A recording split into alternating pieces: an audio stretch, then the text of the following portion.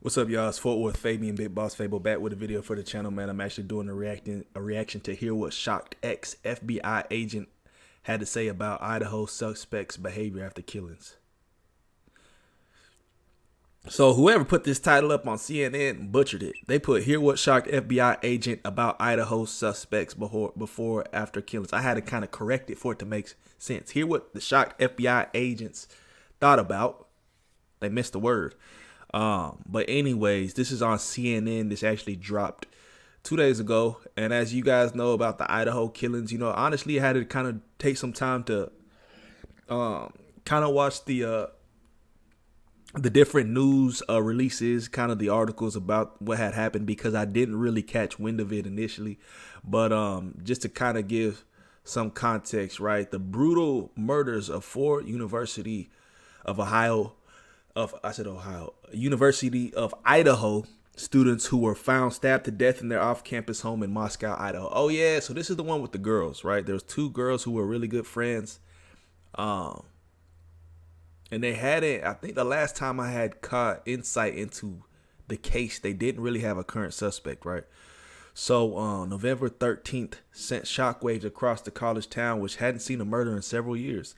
It left the community fearful as a suspect in the case remained a mystery for more than a month and a half. Victims Ethan Chapin, Madison Mogan, Zaina Kernodle, and Kaylee Goncalves, three of whom lived in the home, were killed early morning November 13th. Early morning hours of November 13th in what police initially called a targeted attack. RIP to those young kids, man. Young individuals had their whole life ahead of them, man. Prayers out to the family. Help them, you know, pretty much find solace during this point of time, you know. But this right here, we're reacting to CNN, you know, CNN reaction about what the FBI agents had to say about the Idaho suspects' behavior after the killings. Let's go ahead and hop right into the video, man. Let me know y'all's thoughts. Comment section down below.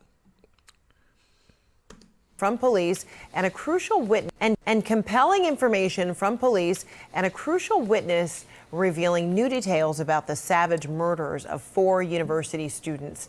Yesterday, we saw furniture from the crime scene in Moscow, Idaho, being loaded into trucks and taken away. CNN's Gary Tuckman is on the scene for us as investigators try to work out exactly what happened inside that building. In the probable cause affidavit, a Moscow, Idaho police corporal says after finding the victims who were killed, "I noticed what appeared to be a tan leather knife sheath laying on the bed." The Idaho State Lab later located a single source of male DNA left on the button snap of the knife sheath. Police say the DNA is suspect Brian Kohlberger's. This is the house where the college students were killed. According to the affidavit, when police arrived, they went through that door where the Christmas wreath is. On the second floor to the right of the door is the bedroom where Zaina Kernodle and Ethan Chapin were killed. Also on the second floor to the left, in the back of the house, according to the affidavit, that's where the witness DM was. And finally, on the third floor, you see that window right there. According to the affidavit, that's where Kaylee Goncalves and Madison Mogan were, and that's where the knife sheath was found. Based on the affidavit, it appears... So they had a witness to the actual murder or crime that wasn't harmed during the whole thing? I wonder how they ended up escaping. Correct me if I'm wrong, but I mean, that's specifically what they just said. Brian Kohlberger has been near this house many times before. The affidavit indicating Kohlberger's cell phone signal was detected 12 times near the house over a period of 5 months prior to the murders. All of these occasions, except for one, occurred in the late evening and early morning hours of their respective days. So they caught signal of his phone 12 times prior to the murders. So you already know he was plotting. He had something up his sleeve, but what was his intention? What was his motive? That's what I'm confused on. It wouldn't necessarily be suspicious if Brian Kohlberger drove past this house 12 times over 5 months if these were busy or prominent streets, or streets on the way to another neighborhood. But to come here, you have to be looking for it. These roads are windy, they're narrow, they're curvy. In short, it seems difficult to accidentally end up here. The affidavit states that one of the students who survived with the initials DM heard crying and opened her door 3 times. She saw a figure clad in black clothing and a mask that covered the person's mouth and nose walking towards her. DM described the figure as 5'10" or taller, male, not very muscular, but athletically built with bushy eyebrows. The male walked past DM as she stood in a frozen shock phase. The male walked towards the back sliding glass door. DM locked herself in her room after seeing the male. DM did not state that she recognized the male. This turned out to be critical information because on November 25th, shortly after the murders, Moscow police asked law enforcement agencies to be on the lookout for a white Hyundai Elantra that had been seen near the murder site.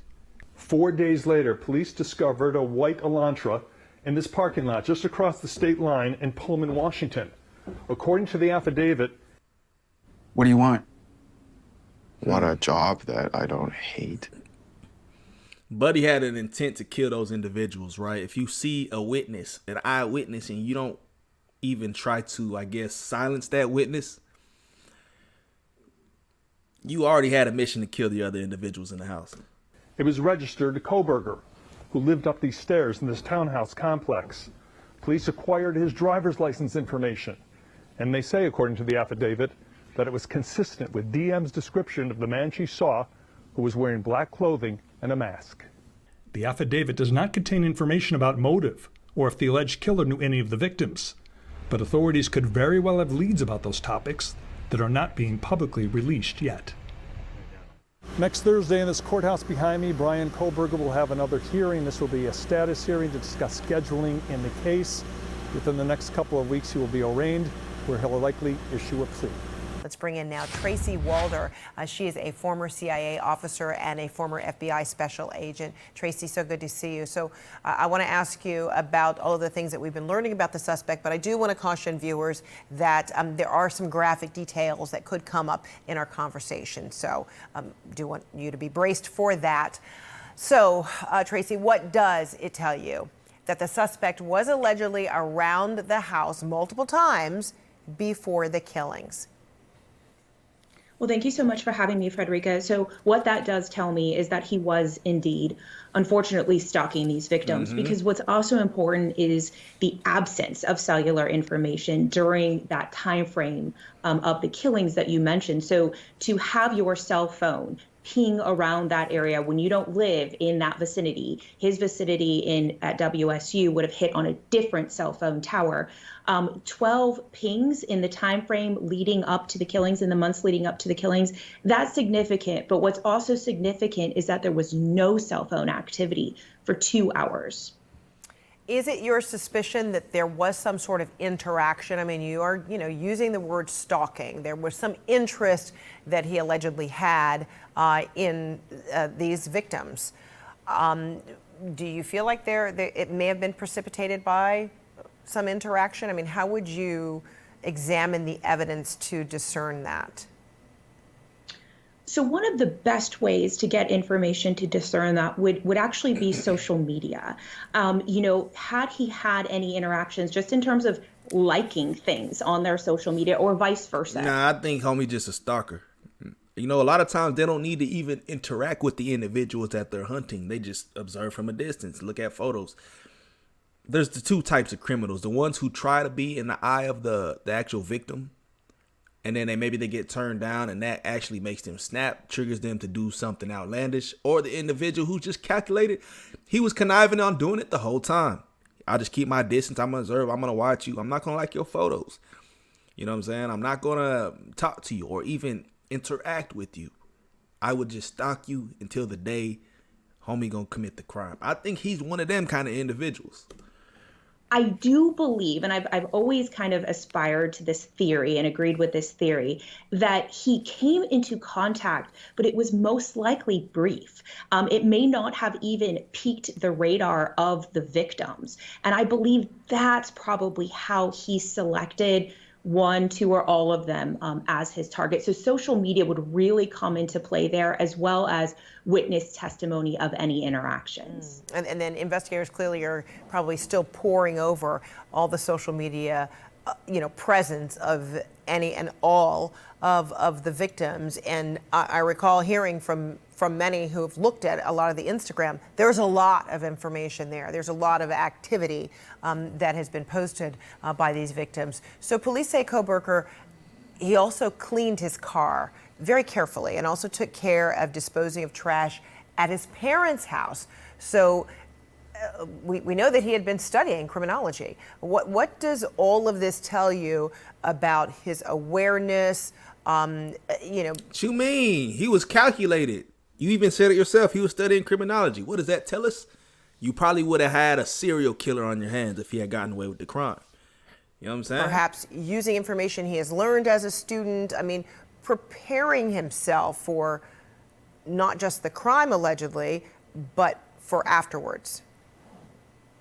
You know what's fascinating about that, Frederica, is I'm actually an adjunct faculty of criminal justice at Texas Christian University, and it's surprising to me how much he didn't learn necessarily. The reality is, and we teach all students, trash becomes public property once it's out there on the street. And so the fact that he was trying to circumnavigate that and place it into neighbors' trash cans, it is a bit shocking to me, quite frankly. And then also the fact that he was doing so in the reports I read on CNN at 4 a.m. FBI, myself included, we run surveillance all hours of the day. So he had to have known or suspected that he would have been watched had he done something like that. I do believe that he is arrogant and has an ego big enough to think that he is smarter than everyone else. Facts. And that he had outsmarted the system. Why can't sometimes you can just smell it on somebody when they cocky, bro? You can just know, like, damn, this fool, he think he got it in the bag. It's like, bro, you do not have it in the bag. We will find you.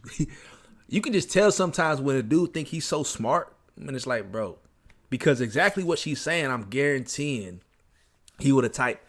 My first thought when I heard about him discarding the trash at his parents' house, that don't even make no sense to me. Like, bro, if you a suspect, the first thing we're going to look at is you and your family members, people around you. So if I'm going to do a search, that would possibly include your parents' house. But you willing to discard trash at your parents' house. You could go to a local dumpster, the local salvage yard, and get rid of trash. It don't, just to piggyback off what she's saying, it don't seem like he was too smart, bro. And you studied criminology? System. Yeah, and as you really paint the picture on that, it makes me rethink the whole cell phone pings. Obviously, that is something that you would learn too as a student of criminology, all of the things that would be indicators that eventually can be evidence of your whereabouts, and how he probably should have known that, but I guess didn't. So a roommate in the house, identified by the document as DM, said a masked person walked right past her as she opened up the door, and she recalls the bushy eyebrows, but that he didn't harm her, but that it was described that she kind of froze. I mean, what does that moment tell you about, maybe is it the element of surprise, or is there anything about familiarity, or what do you dissect from that moment? So I just dissect a couple of things from that moment. First of all, a lot of people are being quite harsh to that young lady, and we don't know what we would do in a situation like that.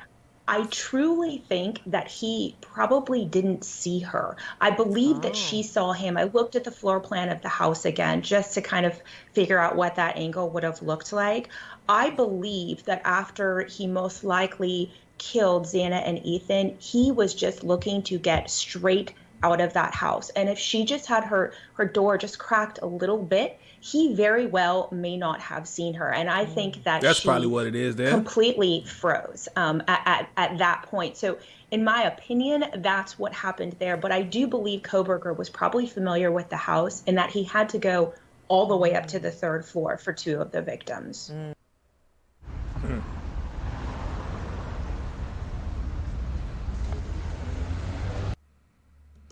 So that's what the FBI agent had to say about the Idaho suspect. It wasn't really that shocking. I guess the shocking aspect is the fact that you studied criminology, bruh, and you still didn't take proper precautions. You know what I mean? Like, huh? What? I don't really get it, man. RP to the victims. Prayers out to the families. Condolences.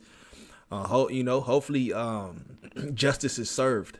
I'm not sure where the case is at currently, where they stand. At what point or period they are within the trial, but hey, once again, condolences to the family, man. Prayers out to the victims lost.